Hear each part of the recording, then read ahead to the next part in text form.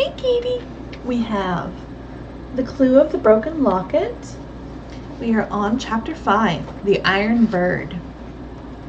There was not a second to lose. Nancy seized the unconscious girl and rolled off the path with her. The log sped past, grazing Nancy's shoulder. Moments later, she heard it thud to the beach below and then splash into the water.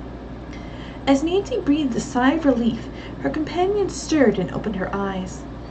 "Cecily, are you all right?" Nancy asked anxiously. For a moment, the girl looked bewildered. Then she said, "Yes," and sat up.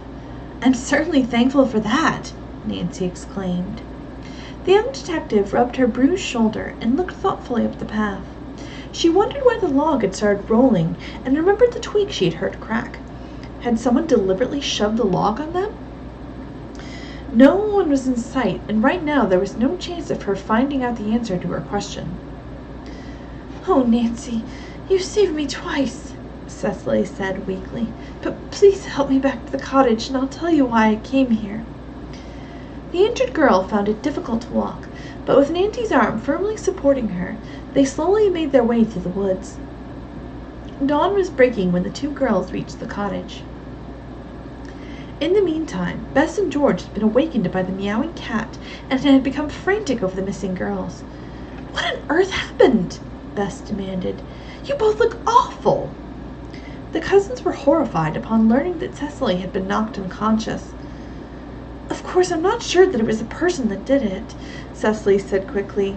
I just remember hearing a noise and..." Her voice trailed off. Bess, realizing how exhausted the girl was, advised her not to talk further. "You and Nancy sleep. When you wake up, I'll have breakfast all ready."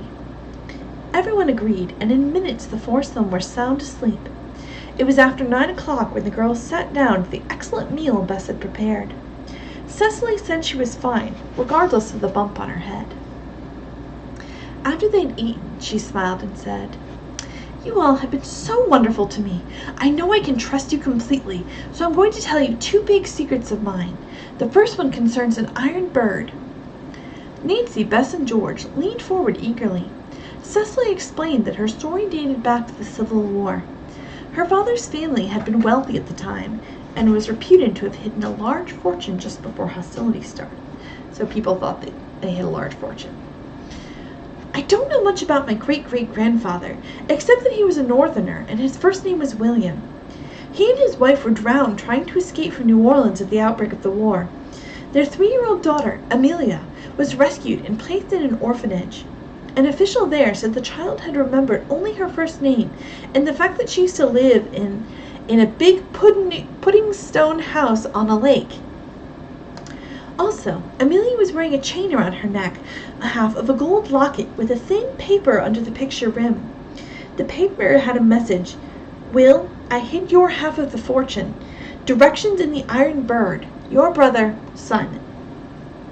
Cecily went on to say that as Amelia grew older, she tried without success to trace her background as well as the fortune. Of course, lots of records in those days had been lost or destroyed. Later, Amelia married Robert Curtis. Their grandson was my father. Cecily looked wistful. "I can just barely remember Daddy telling Mother the story which Amelia had learned from the orphanage official. He had tried to find the fortune too, but no luck." Cecily explained that her own parents had died when she was 7. From then on, she had been under the guardianship of an elderly cousin of her mother's.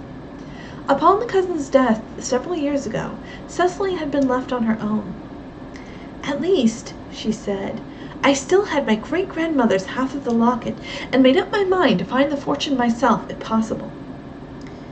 "And you came here to search for the Iron Bird?" Nancy asked, greatly intrigued. "Yes. I studied loads of maps trying to dig up some clue.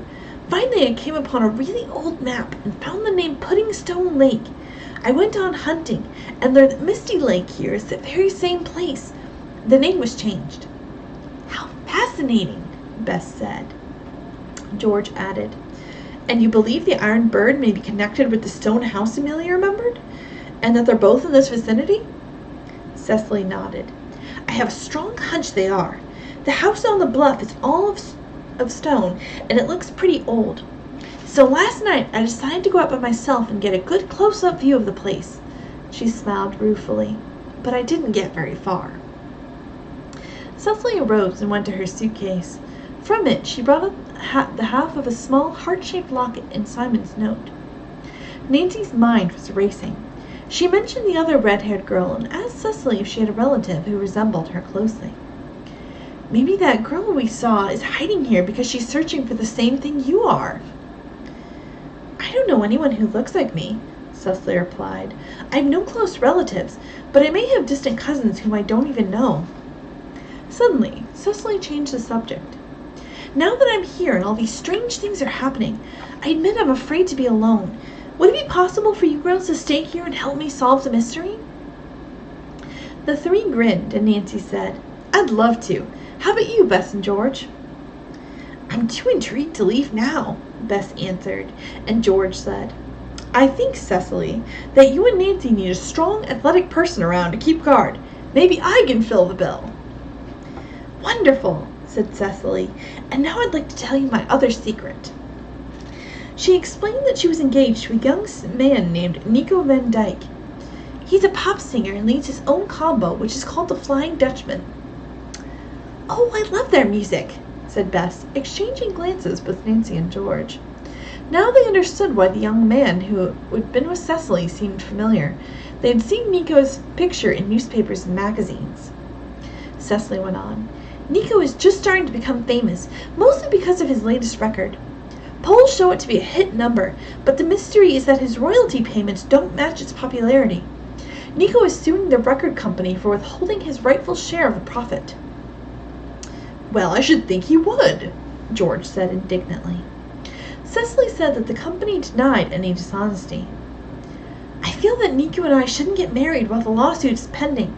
He has little money, and what with paying off loans he got for his college education and his music instruction, I have a job in New Orleans, but of course when I marry Nico, I'll want to travel with him, and at present we just can't afford it."